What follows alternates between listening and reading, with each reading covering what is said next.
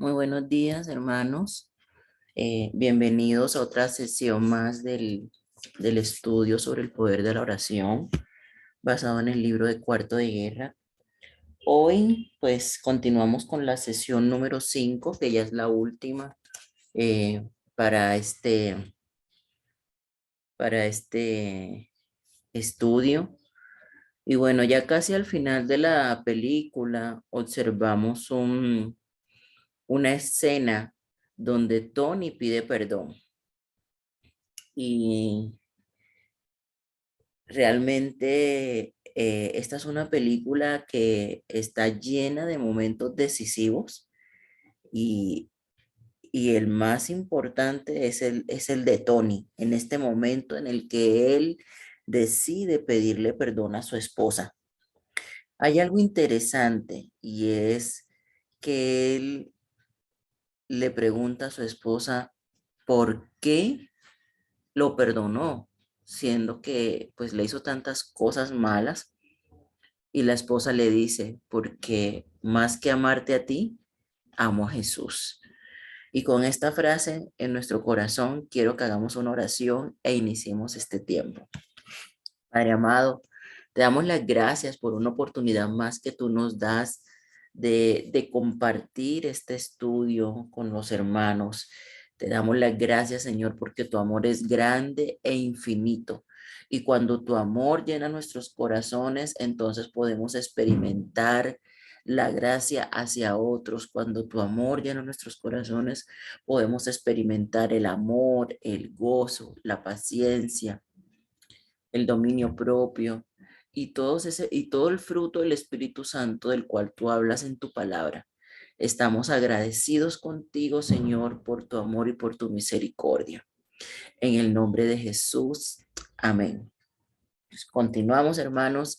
Esta sesión que estamos en la que estamos actualmente se llama Impactado por la gracia, y es así, precisamente impactado por la gracia, como queda Tony después de ver que a pesar del adulterio, que a pesar de su indiferencia, a pesar de su violencia y de todas las cosas malas que él hace en contra de su esposa, pues ella sigue ahí, fiel, perseverante, luchando por su matrimonio. El momento más decisivo de nuestra vida, hermanos, es cuando dejamos de ser autoenfocados para ser cristocéntricos. ¿Qué quiere decir esto, hermanos? Que cuando nosotros se nos dificulta pedir perdón, eh, cuando nosotros vivimos con raíces de amargura en nuestro corazón, es porque estamos enfocados en nosotros mismos. Es porque el orgullo, la soberbia y nuestro propio yo son los que están ocupando el trono de nuestro corazón. Pero cuando Cristo es quien realmente ocupa el centro de tu corazón, cuando Cristo es realmente quien ocupa el trono de tu corazón, entonces dejamos de pensar en nosotros mismos para hacer lo que a Dios le agrada, aunque a nosotros no nos agrade mucho. Cuando dejamos de pensar en nosotros mismos y le damos el trono de nuestro corazón a Dios, entonces es cuando realmente, amados hermanos, hacemos la voluntad de Dios en nuestra vida. Cuando pasamos de ser pecadores orgullosos y nos convertimos en humildes arrepentidos. Tony dejó de ser un esposo ausente para convertirse en un creyente devoto.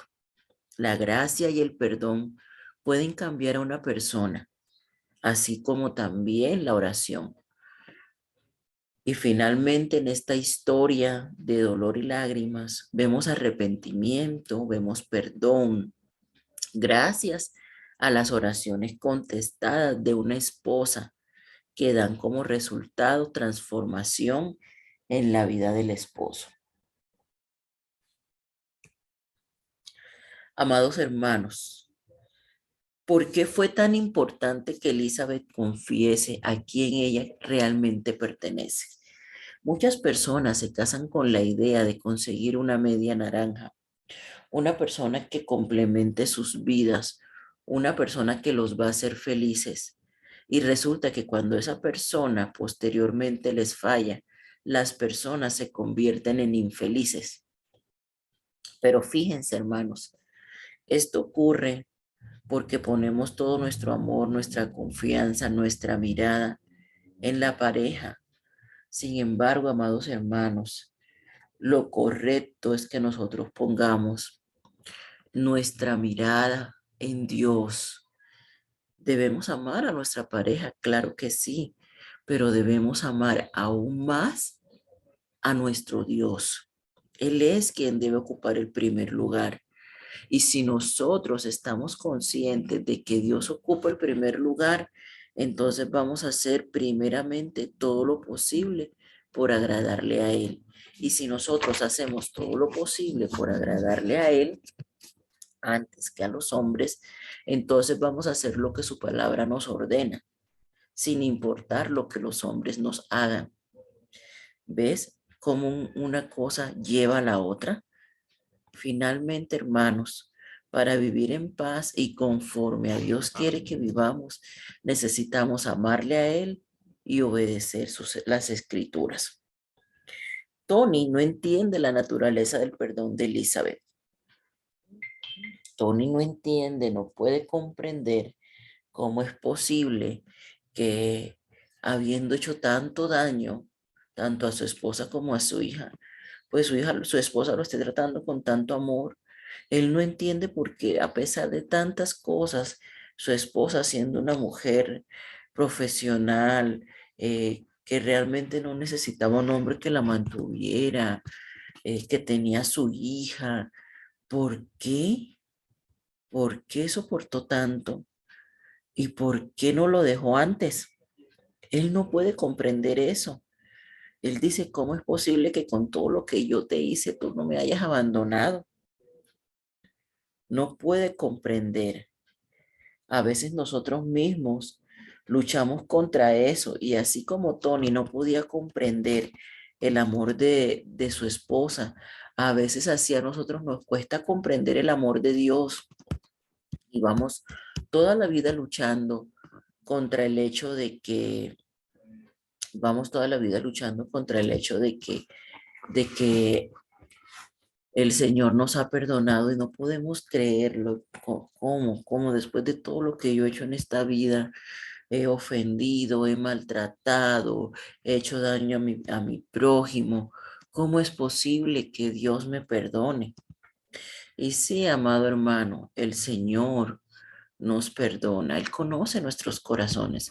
Él conoce cuando realmente hay un arrepentimiento genuino o cuando solamente hay un remordimiento externo sin un cambio verdadero de actitud en nuestro corazón. Dios lo sabe, Dios no puede ser burlado, Dios no puede ser engañado. Y entonces el Señor realmente perdona, aunque a ti y a mí nos cueste trabajo entenderlo, nos cueste trabajo aceptarlo. El Señor perdona y restaura vidas. El Señor Todopoderoso es el único capaz de poder transformarnos, de poder perdonarnos. Y, y seguramente, así como Tony fue cambiado, producto de la vida de oración que su esposa llevaba y de la intercesión por él, seguramente nosotros mismos hemos experimentado en nuestra vida cómo otras personas de nuestro entorno han cambiado gracias a nuestras oraciones, gracias a que hemos estado intercediendo por ellos. Claro, es Dios quien se lleva el mérito, toda la gloria, toda la honra, siempre sea para nuestro Rey. Pero definitivamente estoy segura de que tú y yo hemos observado cambios cuando hemos decidido eh, en nuestra vida de oración, involucrar a otra persona que necesita de nuestras oraciones. Así como también nosotros hemos sido cambiados por las oraciones que otra persona ha hecho por nosotros. Entonces, cuando vemos en Elizabeth, hermanos, que cuando ella descubrió realmente ¿Cuál era la fuente de su gozo? Cuando ella realmente se dio cuenta que la fuente de su gozo es Jesús, que no era su esposo, que no era su matrimonio, que no era su trabajo, sino que era Jesús la fuente de su gozo. Cuando ella pudo comprender esto, hermanos, entonces ella fue cuando realmente pudo perdonar a su esposo. Porque anteriormente, cuando ella pensaba que la fuente de su alegría era su relación matrimonial, ella vivía amargada, ella vivía enojada, ella vivía inconforme, quejándose. Pero cuando ella descubrió que la fuente de todo gozo es Jesús y que independientemente de lo que su esposo hiciera, deshiciera, ella tenía paz y gozo en su corazón. Entonces fue cuando a ella se le hizo fácil perdonar. Y, y cuando nosotros, hermanos, tenemos a alguien como la fuente de nuestro gozo, entonces la actitud de esa persona siempre nos va a afectar. Pero cuando tu gozo está en Cristo, hermanos, no importa lo que te hagan, lo que digan, lo que murmuren, lo que quieran, la fuente de tu gozo está en Cristo Jesús.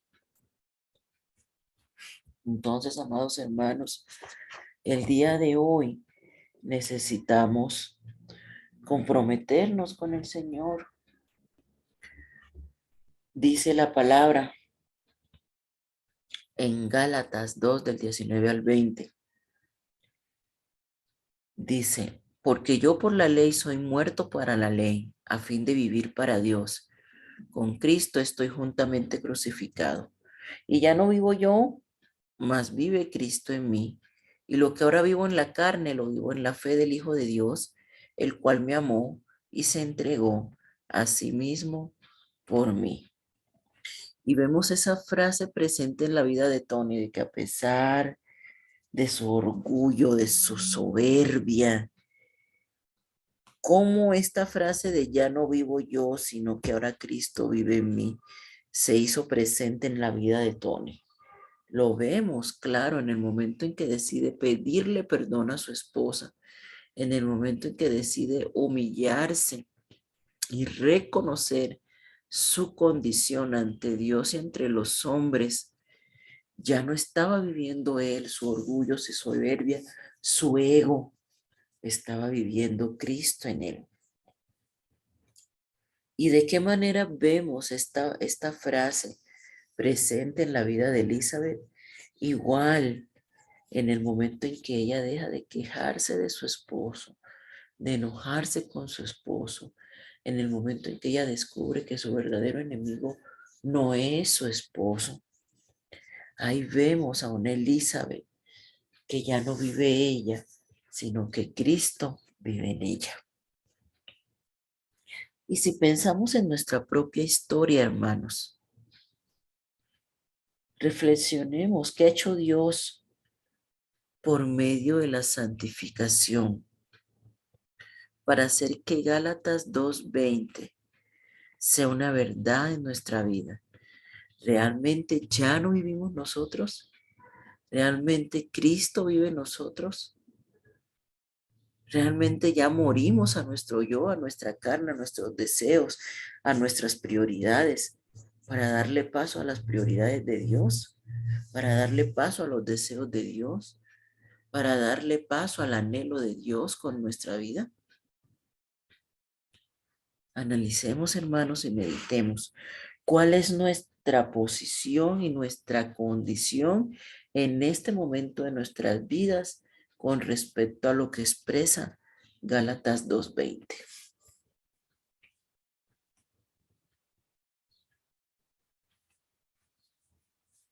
Vamos a ver las palabras de Jesús a sus discípulos en Juan 15 del 1 al 8. Dice, yo soy la vid verdadera y mi padre es el labrador. Todo pámpano que en mí no lleva fruto lo quitará, y todo aquel que lleva fruto lo limpiará para que lleve más fruto. Ya vosotros estáis limpios por la palabra que os he hablado. Permaneced en mí y yo en vosotros. Como el pámpano no puede llevar fruto por sí mismo, si no permanece en la vid, así tampoco vosotros, si no permanecéis en mí. Yo soy la vid, vosotros los pámpanos, el que permanece en mí y yo en él, este lleva mucho fruto, porque separados de mí, nada podéis hacer. El que en mí no permanece será echado fuera como pámpano, y si se secará, los recogen y los echan en el fuego y arden. Si permanecéis en mí y mis palabras permanecen en vosotros, pedid todo lo que queréis y os será hecho. En esto es glorificado mi Padre, en que llevéis mucho fruto y seáis así mis discípulos. Y si nosotros analizamos, hermanos, en todo este pasaje de Juan 15, del 1 al 8, el Señor nos da instrucciones contundentes para todo aquel que sea seguidor de Cristo. El Señor dice acerca de Él mismo que Él es la vid verdadera. El Señor dice que debemos permanecer en Él y dice que si sus palabras permanecen en nosotros, entonces es una promesa condicionada. Entonces pedid todo lo que queréis y os será hecho. Amados hermanos,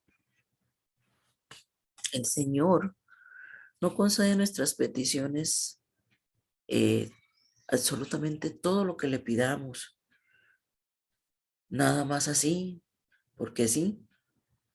Aquí en Juan nos dice claramente que para que eso suceda debemos cumplir estos dos requisitos: permanecer en Él y que sus palabras permanezcan en vosotros.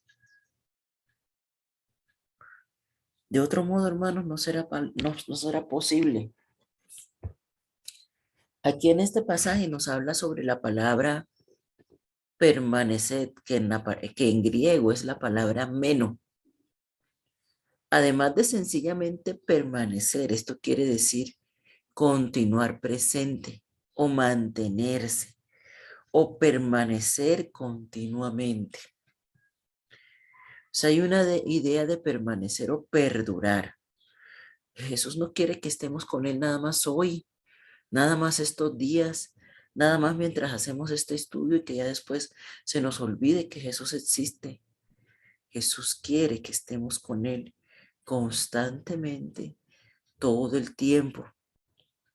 Quiere que nosotros permanezcamos en un compañerismo íntimo con Él y que nunca nos alejemos.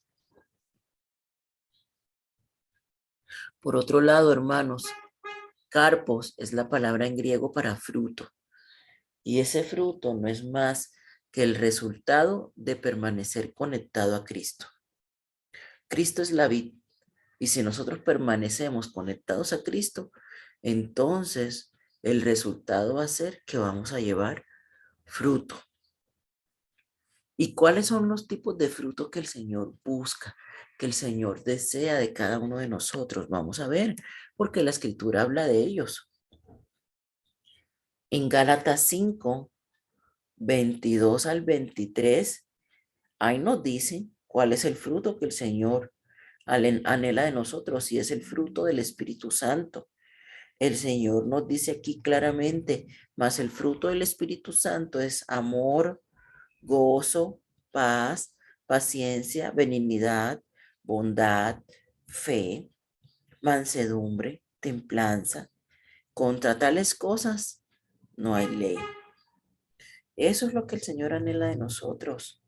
Ahora, si vamos a Hebreos, capítulo 13, versículo 15, la palabra nos dice: así que ofrezcamos siempre a Dios, por medio de Él, sacrificio de alabanza, es decir, fruto de labios que confiesan su nombre. Amados hermanos, el Señor no quiere que tengamos una vida de amargura. El Señor quiere que ofrezcamos por nuestros labios alabanza, alabanza a pesar de las tristezas, alabanzas a pesar de las pruebas, alabanzas a pesar de las dificultades, alabanza a pesar de las circunstancias. Y el día que nosotros seamos capaces de hacer eso, entonces querrá decir que verdaderamente estamos permaneciendo en Cristo y no somos movidos por las circunstancias porque estamos bien agarrados de la vid verdadera. En Romanos 6, versículo 22, la palabra dice: mas ahora que habéis sido libertados del pecado y hechos siervos de Dios, tenéis por vuestro fruto la santificación y como fin la vida eterna. Fíjense, hermanos, cuando hemos sido libres del pecado, cuando nosotros tenemos una vida consagrada al servicio a Dios, entonces, ¿qué cosechamos? Santidad. ¿Y a qué nos conduce eso? A la vida eterna. Una cosa nos lleva a la otra. Colosenses 1:10 dice: para que andéis como es digno del Señor, agradándole en todo, llevando fruto en toda buena obra y creciendo en el conocimiento de Dios. Entonces, amados hermanos, otro punto importante es que debemos crecer en el conocimiento de Dios. Eso es necesario para poder llevar fruto. En Romanos capítulo 10, del 13 al 15, dice la palabra de Dios: porque todo aquel que invocar el nombre del Señor será salvo. ¿Cómo pues invocarán a aquel en el cual no han creído? ¿Y cómo creerán en aquel de quien no han oído? ¿Y cómo oirán sin haber quien les predique? ¿Y cómo predicarán si no fueren enviados? Como está escrito: cuán hermosos son los pies de los que anuncian la paz, de los que anuncian buenas nuevas. Amados hermanos, nuestra, nuestro compromiso es que nos mantengamos intencionalmente conectados a la vida, porque separados de Dios nada podemos hacer. Y analicemos en esta mañana qué fruto está presente en nuestra vida de todos estos que vimos hoy, qué fruto está presente en nuestra vida como resultado de haber permanecido cerca de Cristo. Te invito a que oremos y a que cerremos este tiempo diciéndole al Señor: Padre Celestial, no podemos semejarnos más a Cristo ni producir fruto espiritual con nuestro poder o con nuestras habilidades. Te necesitamos, no solo para tener salvación, sino para producir diariamente el fruto espiritual en nosotros y a través de nosotros. Cámbianos y haz que seamos un testimonio viviente de tu poder transformador. Te rogamos que permanezcamos cerca a ti en oración, en tu palabra, en la confesión de pecados y en obediencia. Llénanos diariamente con tu espíritu y produce un fruto eterno mediante nuestra vida a medida que permanecemos en ti. Gracias por tu admirable gracia. Amén. Gracias, Señor, por tu palabra. Gracias, Señor, porque en esta mañana tú nos has exhortado a que permanezcamos en ti, porque solos no podemos hacer nada. Separados de ti, nunca nada podremos lograr, Señor. Ayúdanos a mantenernos firmes en este camino. Ayúdanos, Señor, a no desviarnos ni a izquierda ni a derecha. Ayúdanos, Padre Celestial, a estar sostenidos de tu mano. En el nombre de Jesús te lo pedimos. Amén. Gracias, Padre Santo.